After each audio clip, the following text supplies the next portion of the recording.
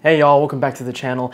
Xander here with another talking head video where I discuss a certain product you might be interested in and I give you absolutely nothing in return. Welcome back to the channel. I missed you guys. It's been a minute since I have made a YouTube video and I've certainly missed you guys. I've had a lot on my plate recently and I just recently got back from a 1-week trip to the Great Smoky Mountains National Park up in Tennessee. First time ever visiting Tennessee and I had an absolute blast. I absolutely enjoyed myself. I also got a chance to have my first crack at wildlife photography and rented a lens from lensrental.com. And in this video, I'm going to talk about my first experience with wildlife photography and my first impressions with the Sigma 150 to 600 millimeter f5 to 6.3 telephoto sports lens. And spoiler alert, I loved it. I enjoyed it. I had quite a blast with it. I really enjoyed every minute I had with this telephoto lens. And that's it. That's the video. Thanks for stopping by.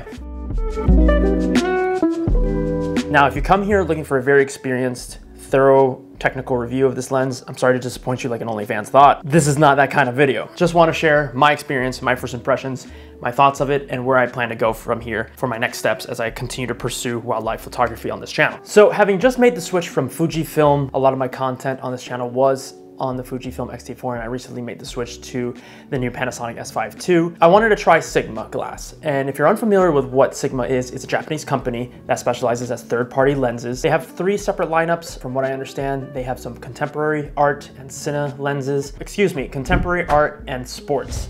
This telephoto lens is actually part of that sports lineup and it excels in wildlife and sports photography. Now, before I jump into what I really enjoyed about this lens, I'm gonna talk about what I didn't like. This video is gonna be a little bit unconventional in that regard. I always see videos start with what they like and then they save the worst for last, I guess. So I'm gonna hit you with what I didn't like first.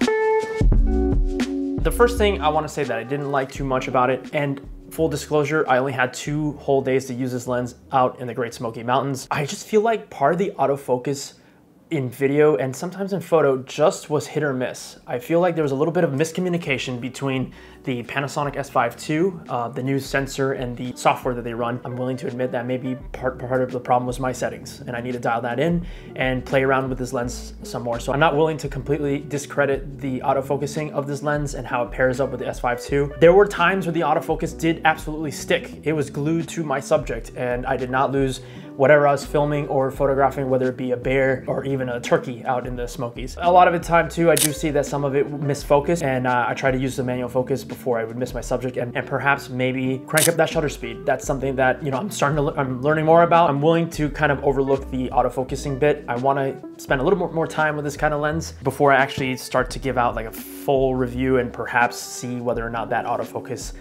isn't as reliable as I think it might be. But other than that, there were a couple times it missed focus or even took way too much time to try to get that autofocus in on my subject and I had to switch to manual. Again, I'm willing to say that one's on me. I mean, it could be I suck at my job. Now, granted, this lens is a little bit lighter than the other conventional model. I understand that there's another older 150 to 600 millimeter Sigma lens that did come out, I believe, a year or 2 before, maybe more, don't quote me on that.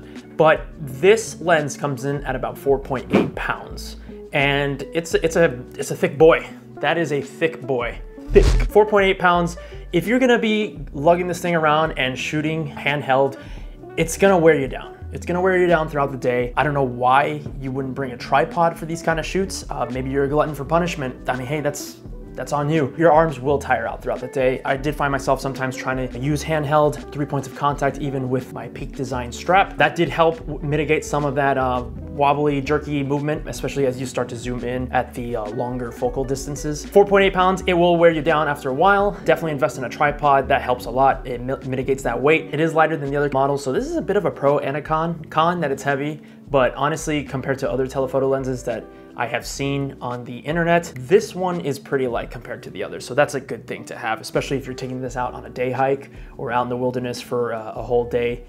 Good to have. Now, the last thing that is a downside to this lens is the maximum aperture. You get f5 to f6.3 maximum aperture, and you're gonna have a bad time in low light. This isn't exactly the greatest and fastest lens in low light, so if you're looking at any sort of nighttime photography, you're gonna struggle a lot. For its price point too, at what I think it's now retailing for $1,500. You can get them anywhere on Amazon was running a deal. Don't quote me on that, but that's pretty affordable, especially for that price point, weight, and capacity and capability, I think it's a pretty solid, solid buy. Now, if you're looking something with a faster aperture, that's gonna run you probably a lot more money. And I'm not a retired dentist with that kind of money who is willing to fork over $5,000+ to go night shooting some palmetto bugs in the middle of the night, because that's what a lot of you are doing with your retirement, right? You're taking photos of cockroaches in the middle of the night. Again, the aperture, a bit of a con if you're a low light fiend. I think you can get away with a lot of things with this if you crank up the shutter speed in ISO too. And I know that there's some software out there today that helps you remove a lot of this grain from your footage and your photos. So technology is evolving every day. So that's also something to consider. Now for the meat and potatoes, what I did love about this lens. The build quality of this lens is absolutely fantastic. Sturdy, rock solid. This does not feel flimsy or cheap in any way, shape, or form. No concerns with this on my tripod, carrying it all day on my strap, walking and hiking with this thing. I felt like this thing was sturdy as they come, and the fact that it's weather resistant, something that as an outdoor enthusiast is very important as I look at camera gear. Huge plus, need it for all my camera gear, especially as I go out into national parks. I'm a huge fan of the lens lock capability, and I'll show you guys right here, denoted by 3 separate letters, LTS. The L is going to be your lock function. It's gonna lock this lens in, and it is not coming out. It is not coming out whatsoever. Nice and locked in. You don't have to worry about this thing creeping out as you walk. If you switch it over to the T function, T is gonna be for tight, because that's what we like. We love tight on this channel. Right? Everyone's a fan of tight. Tight is gonna give you some resistance as you manually zoom this sucker in and out, as you can see here. Gives you nice sturdy resistance as you zoom in and out. And for you fiends out there that like to grab your lenses and pull them back like the savages you are, you're able to do that as well. You'll encounter some resistance in and out as you grip that lens from the front there and pull it out yourself. Yeah, phrasing. And then finally for the S, gonna be your soft function. S is for soft, like many of you zoomers on social media these days. It's gonna be no resistance whatsoever to the manual pull of this lens. You go ahead and see that. Oh, yeah, maybe S is for squeaky. Get some of that ASMR asthma. S for squeaky, huh? Anyway, no resistance whatsoever. The problem also with S that you need to remember is that you will encounter a lot of creeping with this, as you'll see right here. Yeah. So if you're hiking around with this lens pointing down on your backpack strap, shoulder strap, or whatever you might have, and you're hiking and you have it left on S, you're gonna see a lot of that creeping come right out as you walk throughout the day.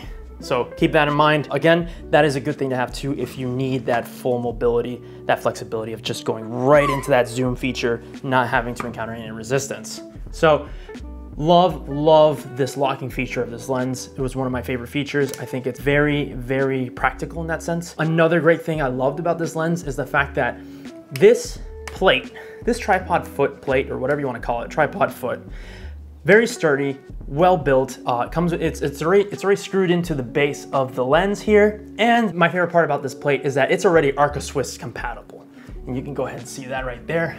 Absolutely loved it. More lens companies need to do more of this and institute Arca Swiss mounts. Arca Swiss means that I don't have to worry about putting another plate on it to get it on my tripod. This thing just slides right into the tripod and I can go ahead and start shooting. That's always great to have. Don't have to worry about screwing on another plate and worrying about getting that plate off later too. So great, love that it's Arca Swiss compatible right off the bat. The lens hood that came with this lens is actually pretty solid. It's not super flimsy. It's not completely made out of some cheap materials like other lenses I've tried.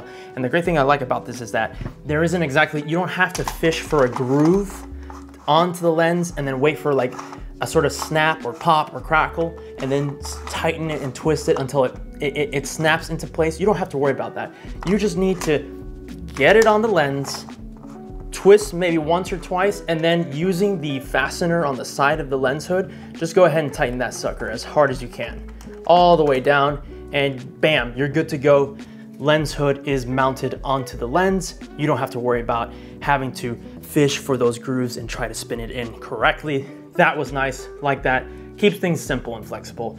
Huge fan of that as well. The manual focus ring as well feels very solid. Feels great in the hands, and it's not too resistant as well. So I was able to kind of smoothly manual focus on my subject. You can go ahead and see that right here. I did feel like it was a little bit of a, I struggled, maybe because I need more practice. I need to get more used to that. But the fact that I'd be zooming in onto my subject, noticing that autofocus would take too long to kind of stick to the subject, and I would try to like move back here and manual focus, and I don't know, it just felt odd to move my thumb all the way back and try to like break it. It wasn't too bad. It wasn't too bad. Something I need to get used to. But the manual focus ring, nice and smooth. I don't really have any complaints about the grip. It's nicely built, it's nicely made. Just need to get used to just trying to get that thumb back there and manually focus. Sorry guys, I'm filming this in the middle of this insane heat wave. Oh, insane, but it's pretty hot here in Florida. Yeah, the fact that I have to film these videos, I have an AC unit here by the window in the studio, and I'm trying to get you guys quality audio. Forgive me if I'm sweating. I'm just so nervous recording this video for you guys. That's why I'm sweating. Now, in terms of reach for this lens, I absolutely love that the minimal focus distance of this lens is roughly 23 inches. You can get pretty damn close to subjects and get decent photos if you want to get photos of flowers, that sort of kind of thing, or even product photos maybe. Love that at zoomed out at 150 millimeters, you can get that minimal focus distance of 23 inches. Great to have. This kind of makes this lens a Swiss Army knife in that regard, that kind of do-it-all lens. Zooming this bad boy all the way out to 600 millimeters, I was able to punch in and get a lot of decent close-up shots of my wildlife. I'll show you guys some of the bear photos and videos I was able to catch over the 4th of July holiday week in Great Smoky National Park. Great focal distance. I think 150 to 600 is more than enough for an avid outdoor wildlife photographer enthusiast. I think that's wonderful. I love it. Every bit of that 150 to 600 millimeter. And again, the image quality coming out of this lens, both photo and video, everything looked crisp and clean. Shooting full frame on that S5II, and then with this glass, no real complaints. Everything looked great, phenomenal. The pictures looked absolutely sharp. I'm having a ball editing these photos and getting them out to you guys. So far, the L-mount glass is interesting. Part of the reason I jumped to the Panasonic is that they finally have the new contrast-based autofocus detection. They have specific algorithms for subjects of humans, animals, trains, etc. So I think that's awesome. I know Fujifilm is a little late to the party in that regard, and Fuji excels in photo, but I've started to realize I'm more of a videographer and I want to get into more, I want to take videography seriously. And the major thing I loved about Panasonic is the electronic built-in stabilization is phenomenal. And then filming on that OpenGate 6K gives me a lot of flexibility to really punch in and deliver a lot of this content over social media and YouTube. So that was part of the reason why I've stepped away from Fujifilm and I've taken on Panasonic Lumix S5II, and then probably looking at investing into L-mount lenses for this camera. Final thoughts, I want to rent this lens out for a couple more adventures or trips. Thinking about,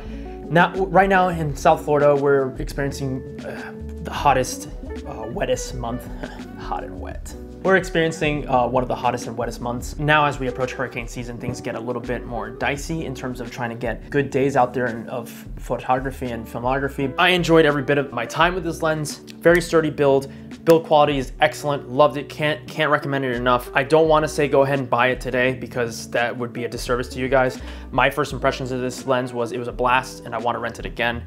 Get it out there to the Everglades and Big Cypress eventually and really dig in on that wildlife front. I know that Sigma just came out a couple months ago, the newer 60 to 600 millimeter lens. I know it's a little bit heavier from what I've heard and seen reviews on YouTube. If I can get my hands on that lens and try it out too, I would love to, and see how that compares with the 150 to 600 millimeter. In terms of investing in decent lens, I mean, Sigma, I've heard great things about Sigma, and this lens might be third party. It's not a native lens, and to invest in a native lens, you're gonna fork over a lot more money. And unfortunately, Panasonic at the time doesn't really have anything that gets you to 600 millimeters. I believe they have a 70 to 300 S-line lens, and these native lenses will break the bank. I almost want to buy it immediately, but I want to give it a couple more shots. I want to try that new 60 to 600. How does it compare? In terms of price, I mean, you can't beat this thing. People are even selling these things like new and used for as low as I think $1,200. I think that's a decent investment if especially as I get into more wildlife cinematography and photography, looking at investing in a solid sports telephoto wildlife lens. And so far, This one's #1 on my book. I mean, there's a bunch of other buttons here that I didn't really get a chance to even try out. You can see here that you can have optical stabilization built in. There's like 2 levels of optical stabilization. You can set custom modes as well, and there is a custom button on the top of this lens that you can assign a function to. I didn't really get a chance to try that out. Any tips and pointers of other L mount lenses that you're interested in me trying out, especially as I dive into more wildlife and nature photography and videography, I need more coffee. Let me know down in the comments, guys, what are your thoughts? Do you have this lens? Is it a lens that you really enjoy? Are there other telephoto wildlife lenses that you recommend, especially for L mount as I get into Panasonic Lumix lenses? I hope you guys enjoyed today's video. It was a little bit unconventional, just wanted to share my thoughts, and I'm really excited to get back to producing more videos for you guys in the coming months. Until next time, I'm Xander, and I'll catch you all on the wild side.